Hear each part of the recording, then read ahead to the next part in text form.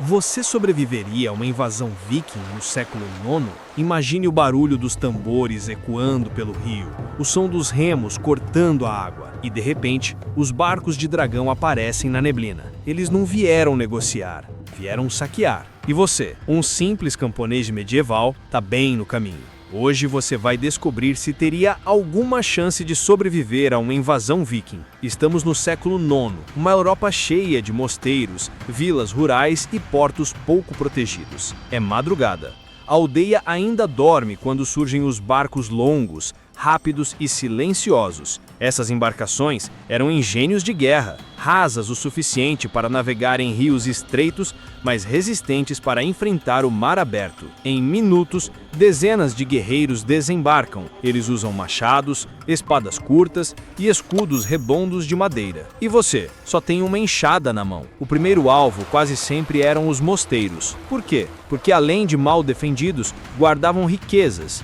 Prata, ouro, manuscritos, comida. Depois, a violência se espalhava para as vilas. As casas eram de madeira e palha, fáceis de incendiar. As pessoas corriam para salvar o pouco que tinham. Você tentaria fugir ou se esconderia dentro da cabana, rezando para não ser visto? Só que os vikings não eram apenas guerreiros, eram estrategistas. Eles atacavam rápido, pegavam o que queriam e desapareciam antes de qualquer exército feudal reagir. Suponha que você resolvesse lutar. Com que armas? Uma lança improvisada, talvez? Mas contra guerreiros treinados desde a infância, acostumados a batalhas sanguinárias, suas chances eram quase nulas. E mesmo que conseguisse matar um, outros 10 viriam. A brutal verdade é que se fosse camponês comum, lutar significava morte. A sobrevivência dependia mais da sorte do que da coragem. Então talvez você optasse por fugir. Mas para onde? A floresta escura era traiçoeira, animais selvagens, frio e fome. E se conseguisse escapar,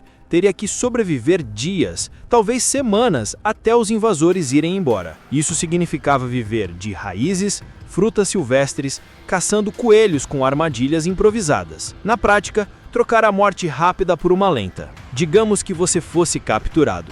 O que os vikings fariam com você? Depende. Alguns aldeões eram mortos no ato, outros eram levados como escravos, homens para trabalhos forçados, mulheres e crianças vendidas em mercados distantes, em lugares como Dublin ou Constantinopla. A escravidão era uma das grandes fontes de riqueza viking. Então, se você sobrevivesse ao massacre inicial, talvez passasse o resto da vida em cativeiro, longe de casa. Para eles, invadir vilas não era apenas sobrevivência, era cultura. O saque trazia prestígio, riquezas e histórias para contar. Após as batalhas, dividiam o butim, ouro, armas, escravos e até cerveja. E enquanto sua vila queimava, eles comemoravam como se fosse um banquete. Com o tempo, algumas comunidades começaram a se preparar melhor. Torres de vigia foram erguidas perto dos rios, muralhas improvisadas, sistemas de alerta com sinos. Mas no século IX, a maioria ainda era indefesa, e quando a notícia de um ataque corria, era tarde demais. Vamos ser honestos, se você fosse um camponês comum, suas chances eram mínimas. Só sobrevivia quem fugia rápido para a floresta, tinha a sorte de não ser encontrado ou, em raros casos, era poupado para a escravidão. A aristocracia, com seus castelos fortificados, tinha mais chances de resistir.